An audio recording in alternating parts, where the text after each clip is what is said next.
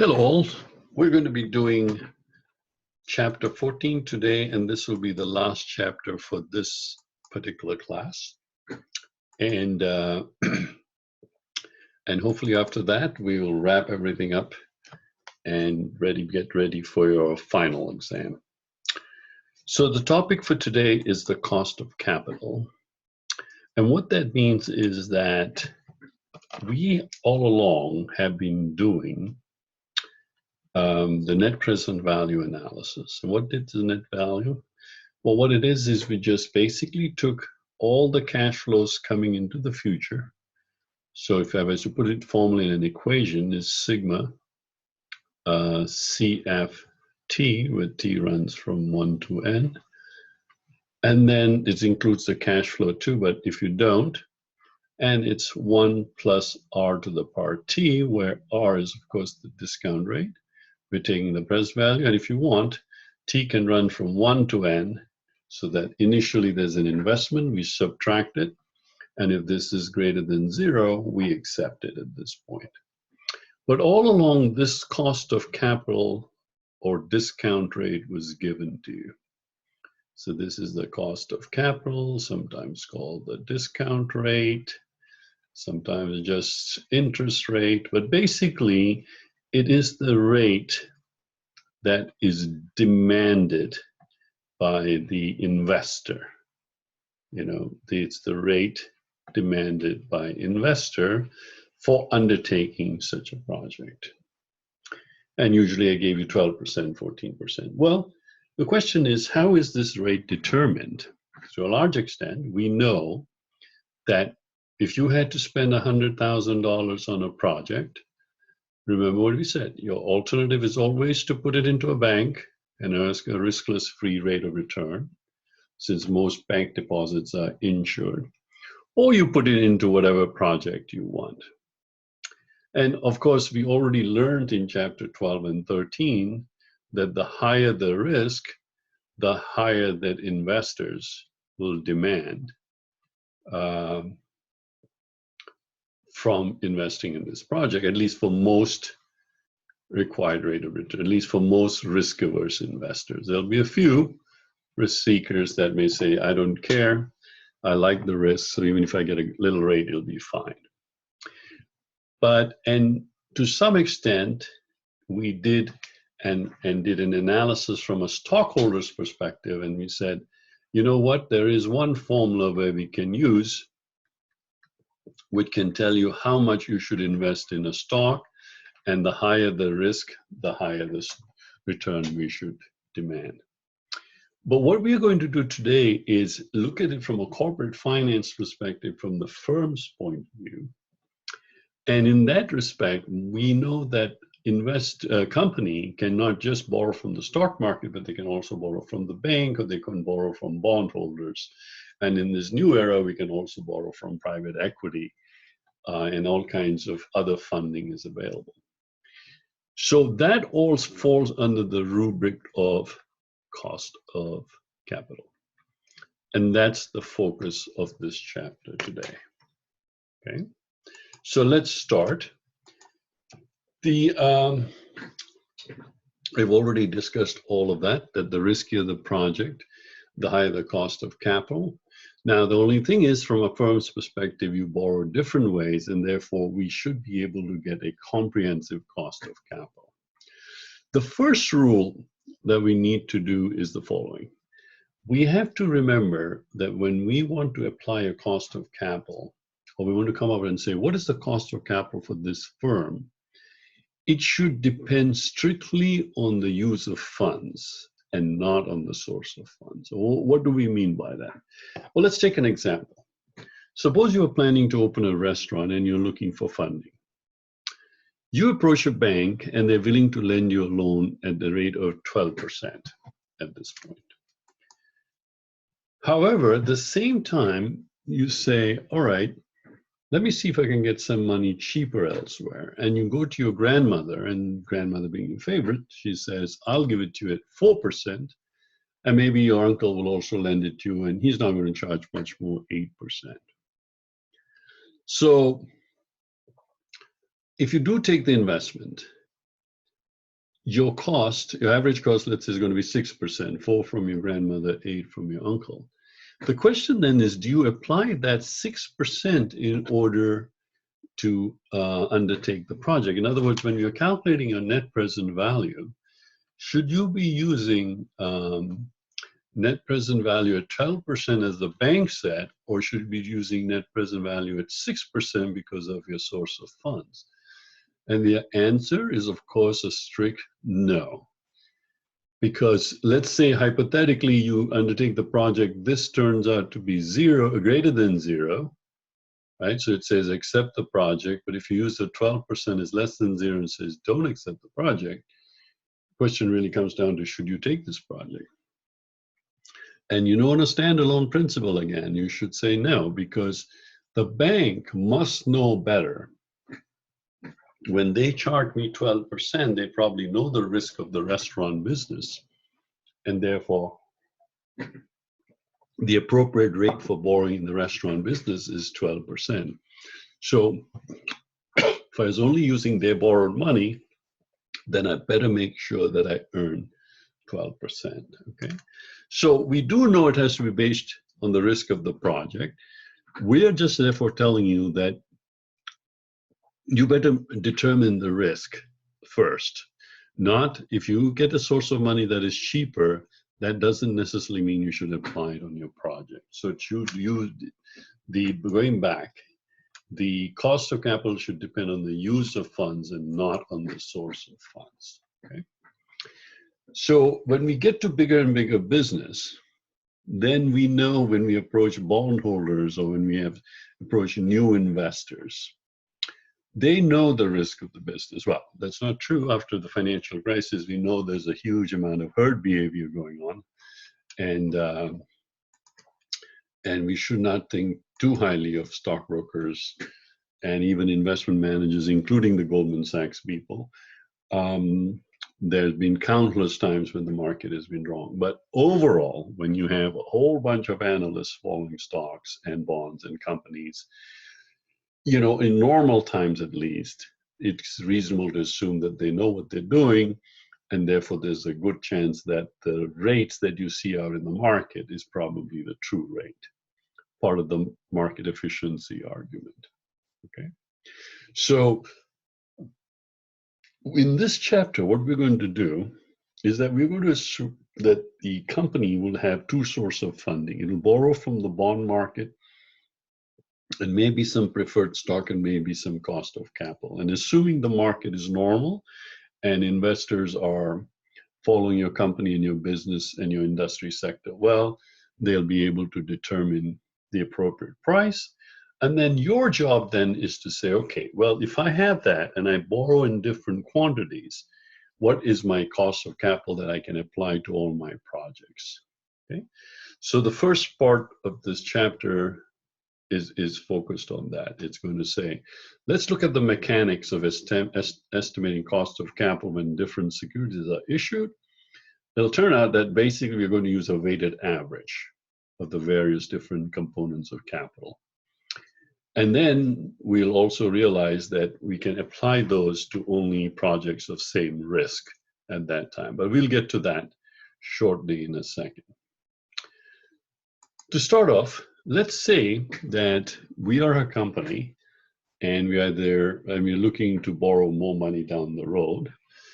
And our company generally has these following long-term capital. So these are the long-term capital of the company.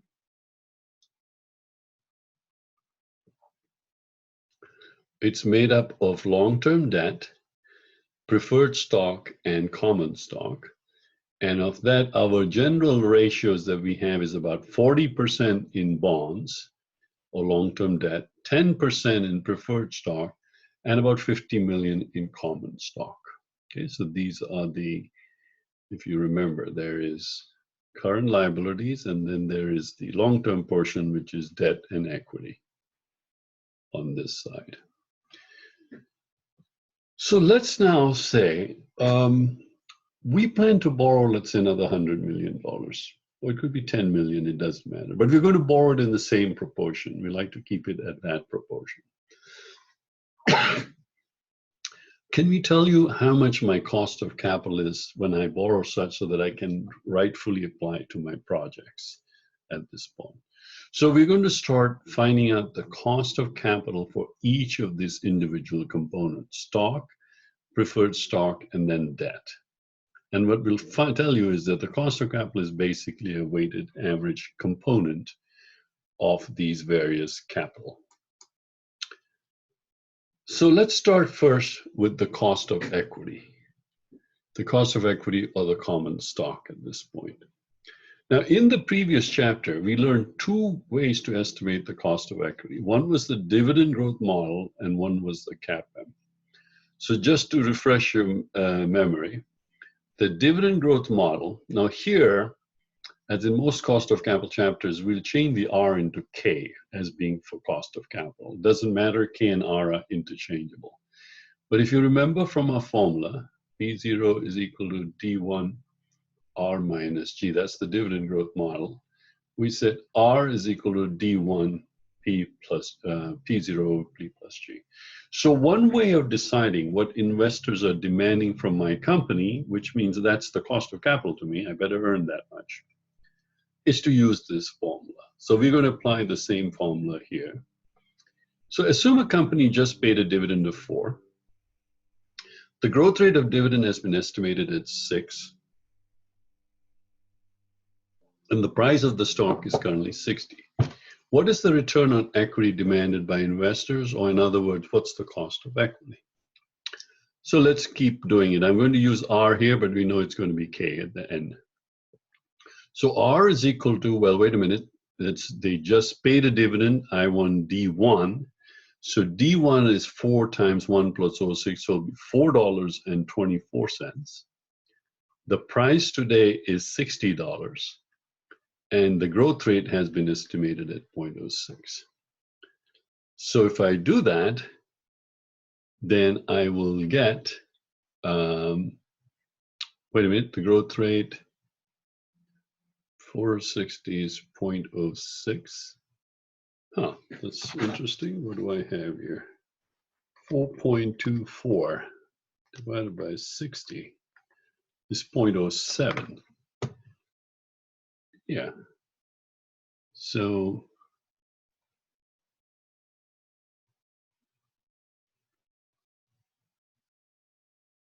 let me just hold on, pause this for a second.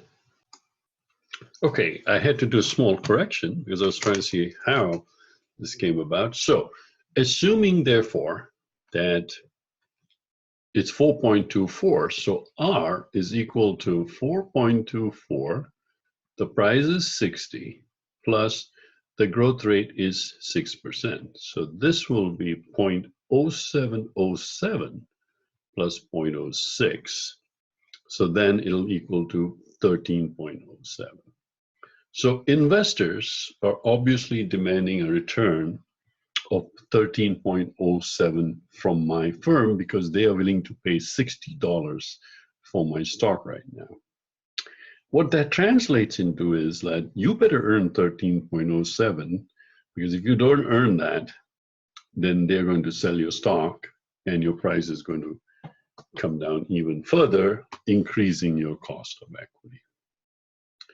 Now, there's a brief digression in the book in terms of how the growth rate is estimated, which we should have actually studied in chapter 8.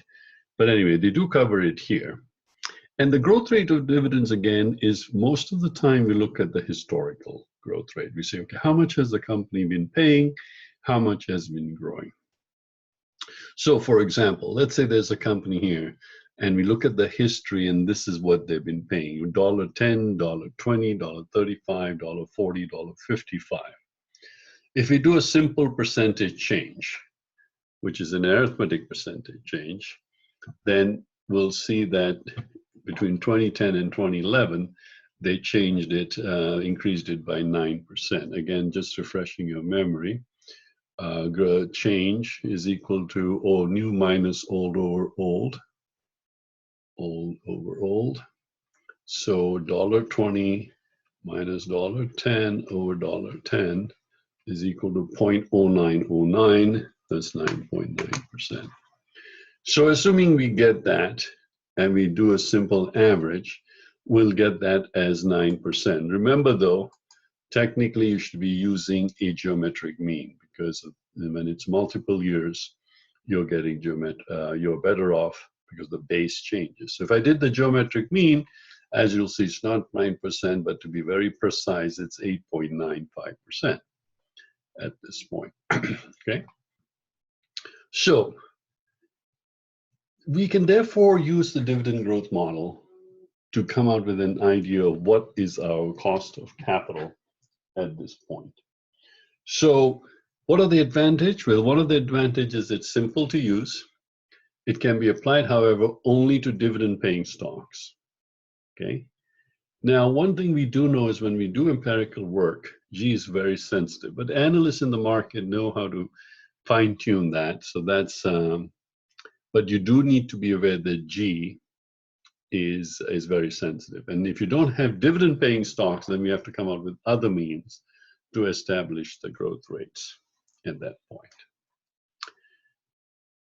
Also, if you recall, we have another method to find out what the cost of equity, and that was none other than our CAPM at this point.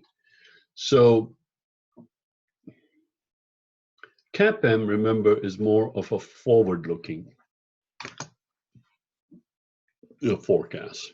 So the forward-looking forecast therefore says the KE, which is the same as what we did, which we did in R, is equal to RF plus beta RM minus RF. And we just did it. And that's another way of getting the cost of equity. As I discussed in this part, there's going to be multiple different ways to estimate, and most analysts will take an average of here and there to get to their numbers. But let's use a simple example here. Assume I tell you that the risk-free rate is currently 1.5%. The expected return on the market is about 10.1%. Beta for this particular company that we're looking at as a beta, or rather our company, is 1.25.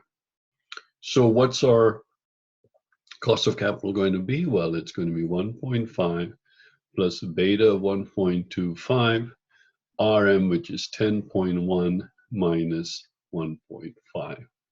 Let me just redo this, some of these numbers. So if I run this, 10.1 minus 1.5 times 25 is equal to 10.75. 1.5 plus 10.75.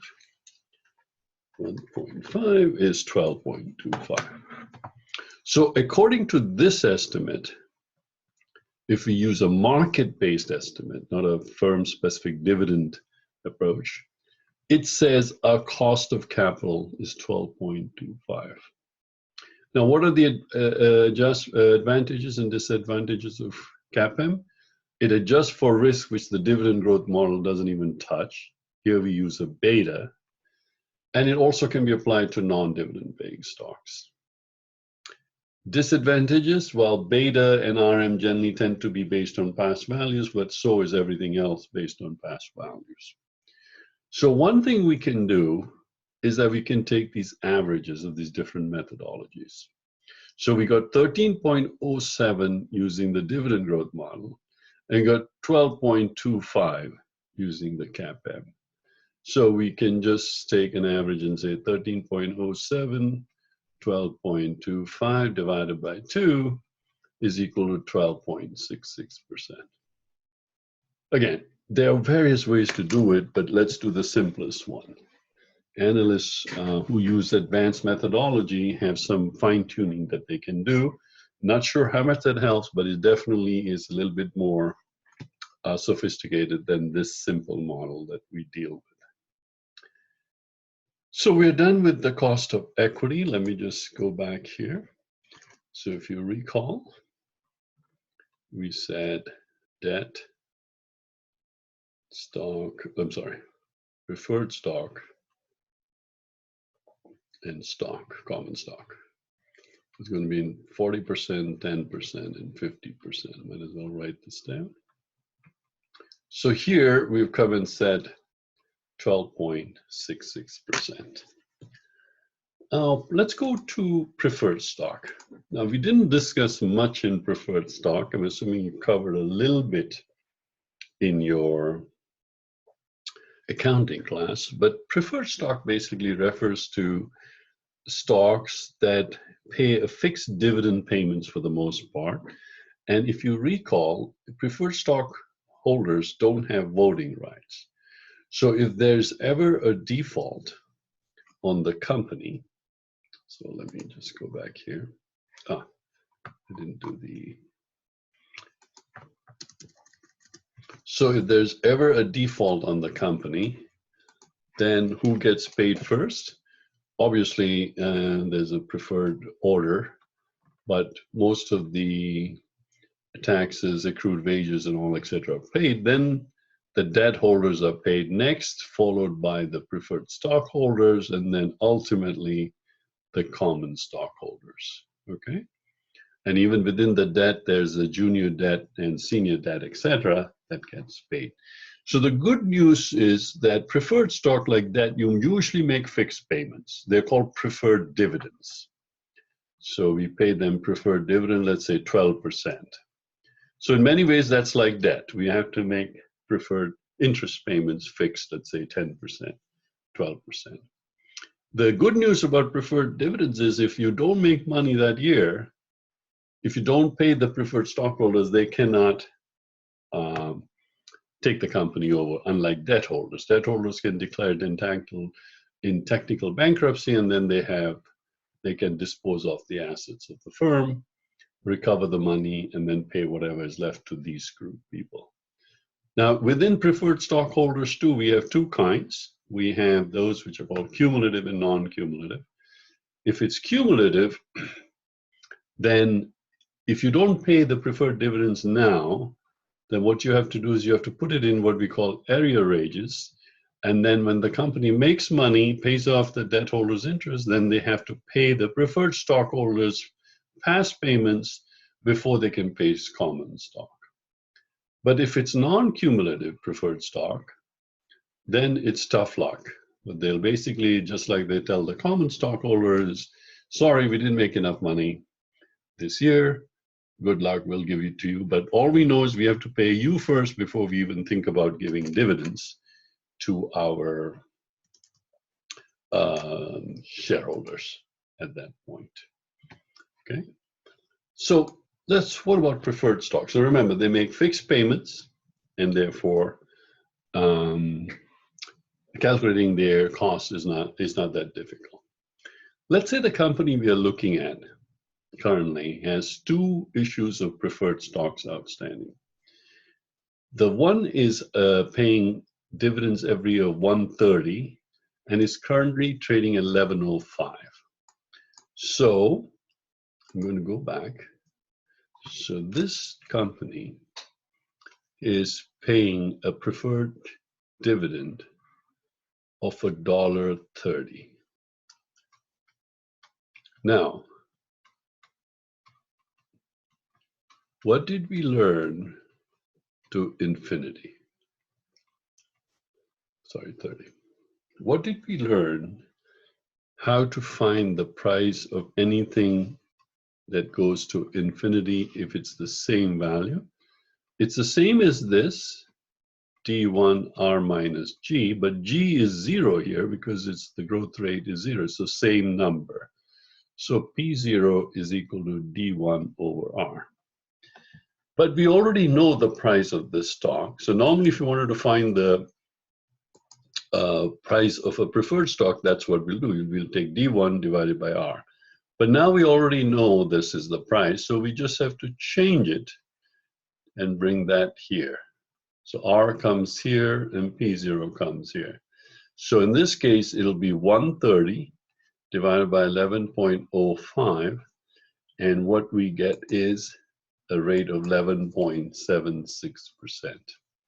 So investors currently are demanding for one of the preferred stocks. They get a dividend of 130, but the market is trading at 1105, means that investors are demanding 11.76. But they have two issues of preferred dividends. So we looked at the second one. That's paying a dividend of 146, much more, but it's trading at 14.35. So that one is paying $1.46. Remember, dividends are, we don't use 1,000, but we use 100. 146, 146, 1, 2, 4, and it's trading right now at $14.35. So to find out what the market is demanding, we do the same thing, D1 over P0. So it's $1.46 divided by 14.35, and that turns out to be 10.17%. So we have two different preferred stock, and the required rate seems to be different, which happens in the market when it's moving up and down. This is quite a big difference. It shouldn't be that high. So just like always, when it's that high, we take an average. So what one dividend preferred stock is giving 11.76, another is giving 10.17. We divide it by 2, so our preferred stock is going to be 10.97. So far, therefore, we have estimated two costs.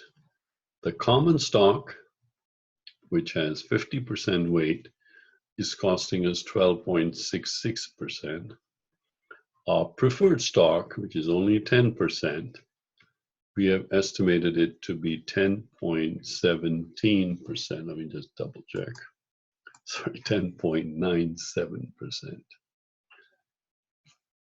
So what's left now is debt, which is 40%.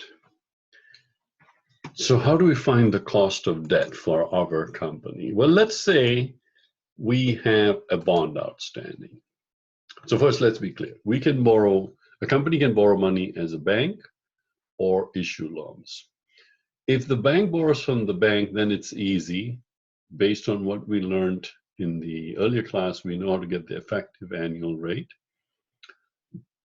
Or if the firm issues a bond, we get the yield to maturity. For this class, we'll just assume they're only issuing bonds, okay? So let's take an example. Our firm has an outstanding bond of 7% coupon. It issued 30-year bonds 8 years ago. So how many years is left? 22 years. It is currently selling for 96% or $960 for a face value of $1,000. So 7%, 22 years. So what we are saying is this bond is paying a coupon of 70, 70, 70, 70, and 1,000. It is currently trading at $960. So obviously from what you've learned so far, you know how to find the yield to maturity or how much investors are demanding. So we'll say negative 960 is my present value, 1,000 is my future value, 70 is my payment, it's annual, so it's N, compute interest per year. And when we do that, it comes out as 7.3279%, or 7.33 if you want to make it shorter. So now it seems that I have got all of this. So if I were to issue another 100 million, the chances are the debt holders will demand a 7.329%. The preferred stockholders might demand 10.97%, and the common stockholders will earn 12.16. So if I did go ahead and borrow at 40, 10, and 50, then what rate should I apply to decide what projects I should select? So it turns out then then all you do is to take a weighted average cost of capital. In fact, that's exactly what we call it. The weighted average cost of capital says 40% of your money is going to come in the form of debt. Now, here we have to be careful. With debt, we know it's deductible, so we have to take the taxes is actually be cheaper for us. So the true after-tax cost of debt, we'll have to subtract 1 minus t. 10% of it will cost us 10.97. And the remaining 50% will cost us 12.66. So if we did that, 50% is our cost of equity, 10% is debt. Here's 7 point take away taxes, it becomes 9.9%. So if we are going to now invest this 100 million, we have to make sure that we earn at least 9.9%, because that's what our creditors are demanding for. Now, if I were to put it in a formula, it looks very complicated. Again, never be intimidated by formulas. You can always break it down. All this is saying is, this is the percentage of debt. So V is equal to, sorry, here it is, equity plus preferred stock for debt. So E over V will give us the percentage of common stock. And in the cost of capital chapter, we use KE, so it's the cost of equity. Preferred stock over total value of the firm multiplied by the cost of capital. And D by V gives us the cost of debt. The only thing we have to be careful about is that we have to take, the 1 minus the tax rate. So I'm going to do this like this, 1 minus the tax rate. So that's exactly what we did. 50% times 12.66, because E over V says equity over the total value is 50%. E was, if you recall, 50 million. The total value, E plus P plus D, was 100 million. So it's 50%. 10% was equity. 73.7919 is the average cost of capital for the stock. So at this point, I'm going to stop, because I'm going to break this up into 2 sections. I'll continue with part 2.